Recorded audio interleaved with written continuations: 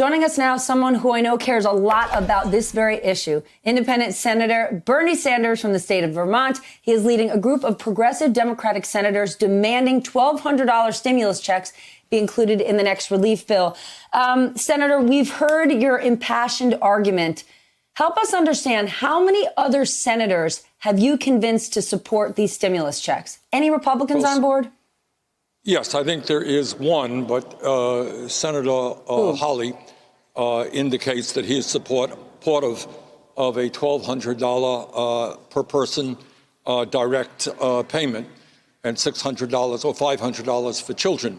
I think the Democratic caucus is ready to go forward on that. Yesterday, I sent out a letter with 5 other senators, and I think we can have virtually all of the United States Democratic senators on board. The question now is whether or not Mitch McConnell is going to turn his back, as your report just indicated, on the incredible suffering that the American people, the working people, are now experiencing. Unemployment high. We have a record level of hunger in America. Millions of people are facing evictions. This is an emergency. Congress has got to respond aggressively to help working families. You know, Stephanie, I always get a kick. Here in Washington, when we go to war, there's endless amounts of money. Tax breaks for billionaires, endless amounts of money. Corporate welfare, endless amounts of money. When children are going hungry in America today, suddenly we don't have enough money. That's crap. That's wrong.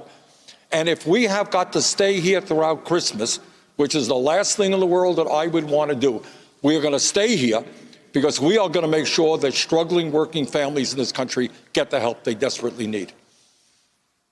Senator, I'm not agreeing with you fundamentally, but I want to talk to you practically. You've been the lead sponsor of 422 bills during your 30 years in Congress, but only 7 of them have become law. Given that record and how dire things are, as you just laid out, do you need to find another lane or take a different approach here? I don't think that's the issue, Stephanie. I mean, you can ask me how many other senators have passed significant legislation in recent years. Question is, you could name post offices and so forth and so on. Some of the legislation that I've worked on, the Veterans Bill, for example, has been very significant in passing. But the issue right now is the United States Congress going to stand up for working people or not?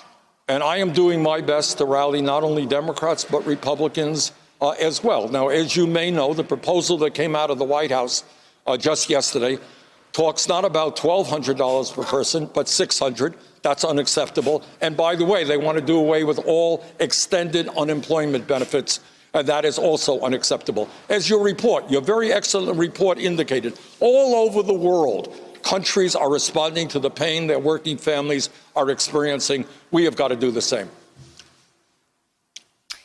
This economic disaster is directly linked to the health crisis. Millions of not millions. We've got people going to work sick every single day because they don't have paid leave, because they're hourly workers. Should the government consider either forcing businesses or the government itself step in and offer paid leave? Because it's only worsening the spread that sick people are going to work every day because, unfortunately, they're making the decision, put food on the table for my kids or go to work sick and risk spreading this thing. Well, Stephanie, as the previous report before you got on indicated, Benji indicated, we are unique among industrialized countries. Let's be clear. We are the only major country on earth not to have paid family and medical leave. So if you're sick today, maybe you have symptoms of the coronavirus, and your choice is not getting a paycheck or going to work, you know what? You got to feed your kids. You're going to go to work. And by the way, it's not only paid family and medical leave. We are the only major country on earth not to guarantee health care to all people as a human right. And if there's anything that I hope this terrible, terrible pandemic is showing the American people, is how far behind we are other countries around the world in taking care of our children, taking care of the unemployed, taking care of the elderly, taking care of the sick. We're the richest country in the history of the world. 92 million people today are uninsured or underinsured.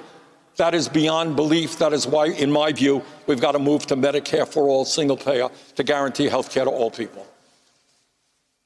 American people can't afford to get healthy. With Speaker Pelosi and Minority Leader Schumer rejecting the latest package, where do they go from here? What is your advice to them for the next move? We don't want these talks to stall out.